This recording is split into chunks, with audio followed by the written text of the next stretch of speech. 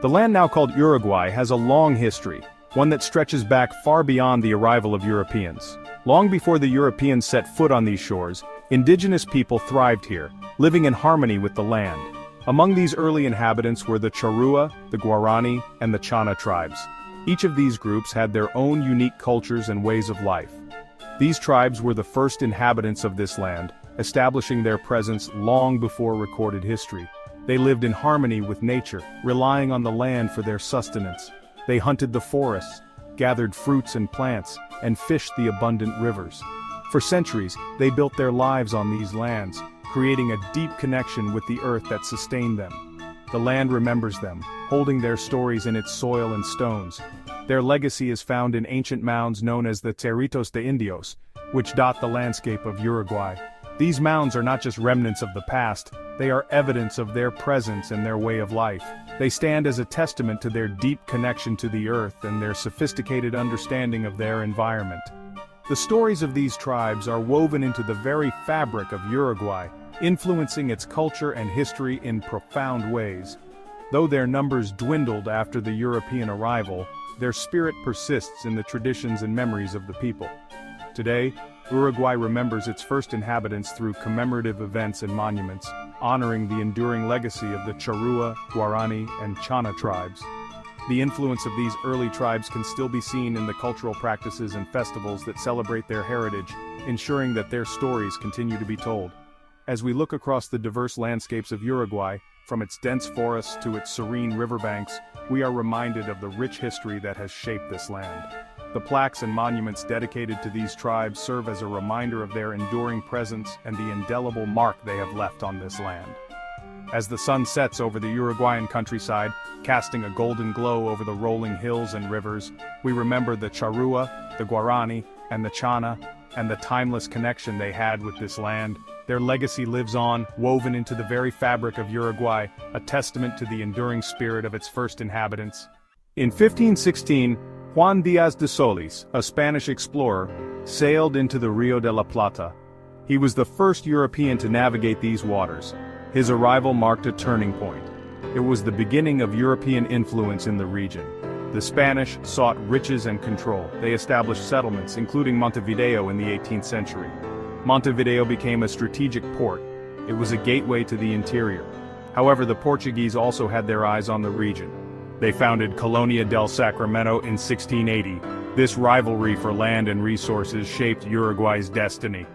The desire for independence burned brightly in the hearts of the Uruguayan people. They yearned to be free from colonial rule. One man rose to embody this yearning, José Gervasio Artigas. He became known as the father of Uruguay. Artigas was a skilled military leader and a visionary.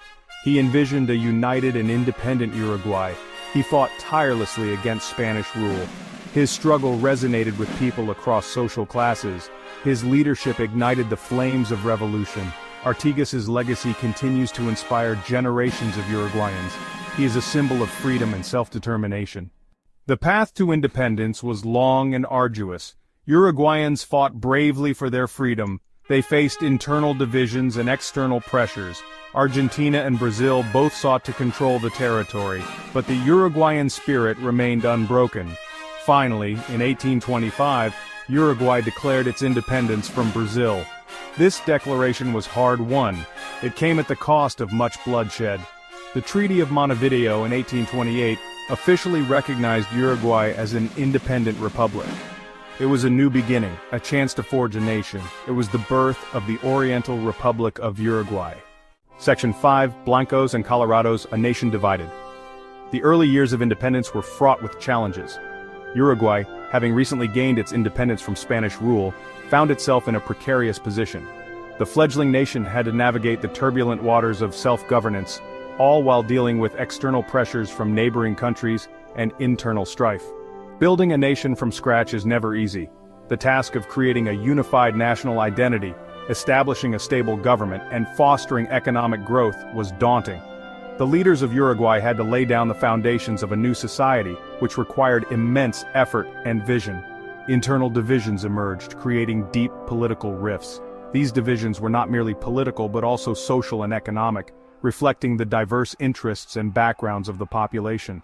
The struggle for power and influence led to the formation of distinct political factions. Two major factions arose, the Blancos, or whites, and the Colorados, or reds. These groups were more than just political parties, they embodied the conflicting visions for the future of Uruguay. They represented different ideologies and social groups. The Blancos were typically aligned with the interests of the rural landowners and the conservative elements of society, while the Colorados were seen as the champions of the urban middle class and progressive reforms. The Blancos, often associated with conservative rural elites, sought to maintain traditional values and the status quo. They were wary of rapid changes and preferred a slower, more controlled approach to development. Clashed with the Colorados, who drew support from urban areas and advocated for liberal reforms. The Colorados pushed for modernization, economic liberalization, and social reforms that would transform Uruguay into a more dynamic and inclusive society. This rivalry led to political instability and violence. The intense competition between the Blancos and Colorados often spilled over into the streets, resulting in frequent clashes and uprisings. The nation was in a constant state of turmoil, with each faction vying for dominance. The Guerra Grande, a bloody civil war, engulfed the nation from 1839 to 1851. This devastating conflict saw numerous battles and significant loss of life as both sides fought fiercely for control of the country. It left scars on the national psyche. The aftermath of the Guerra Grande was a period of reflection and rebuilding. The war had not only destroyed infrastructure but also left deep emotional and psychological wounds that would take generations to heal. The legacy of this conflict shaped the future trajectory of Uruguay, influencing its political landscape and social fabric for years to come. Section 6. Progress and Turmoil. The 20th century begins. The 20th century brought a mix of progress and turmoil to Uruguay. As the new century dawned, Uruguay found itself at a crossroads, balancing the promise of modernization with the challenges of maintaining social cohesion. The early decades saw economic growth and social reforms. Industrialization began to take root, with new factories springing up and the economy diversifying beyond its agricultural base. The bustling marketplaces were filled with the energy of a nation on the move. Uruguay gained a reputation as a progressive nation. Cultural events and social gatherings became a testament to the country's evolving identity, reflecting a society that was increasingly open to new ideas and influences. It was a pioneer in social justice. Visionary leaders and social reformers emerged, advocating for changes that would lay the groundwork for a more equitable society. Public speeches and rallies became common, as citizens engaged in the democratic process with newfound vigor. It implemented universal suffrage in 1917, granting voting rights to all citizens including women. This landmark decision was a bold step towards gender equality and set a precedent for other nations in the region. However, the Great Depression of the 1930s had a devastating impact. The global economic downturn did not spare Uruguay, and the once thriving economy began to falter. Families struggled to make ends meet, and the sense of optimism that had characterized the early years of the century began to wane. The economy crumbled, leading to social unrest and political instability. Protests erupted in the streets as citizens demanded solutions to the mounting economic woes.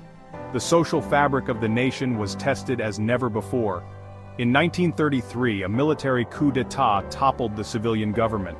The democratic institutions that had been painstakingly built were suddenly under threat, and the nation faced an uncertain future. General Gabriel Terra assumed dictatorial powers, ushering in an era of authoritarian rule. His regime marked a significant departure from the democratic ideals that had previously guided the nation, and the impact of his rule would be felt for years to come.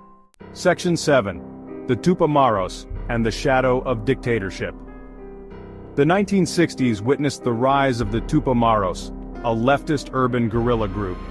Inspired by Marxist ideology, they sought to overthrow the government through armed struggle. Their actions, while rooted in social justice concerns, provoked a harsh response from the state. The military, with U.S. backing, launched a brutal crackdown on the Tupamaros and their sympathizers. This period, marked by state-sponsored terrorism and human rights abuses, culminated in the 1973 military coup. Uruguay descended into a dark period of dictatorship that lasted until 1985. Section 8. Return to Democracy, A New Dawn. The return to democracy in 1985 marked a turning point for Uruguay. After years of repression, the country embarked on a path of healing and reconciliation. The first democratic elections were held, ushering in a new era of hope and rebuilding. The scars of the dictatorship ran deep, but Uruguayans were determined to move forward. They embraced democratic values with renewed vigor, committing to human rights and the rule of law. Section 9. Modern Uruguay, a beacon of hope. Modern Uruguay stands as a beacon of hope in Latin America. It boasts a stable democracy, a strong social safety net, and progressive social policies. The country has made remarkable strides in reducing poverty, promoting equality, and protecting the environment. Uruguay has become a model for other nations striving for social justice and sustainable development. Its story is a testament to the enduring power of the human spirit, the importance of democracy, and the transformative potential of peace.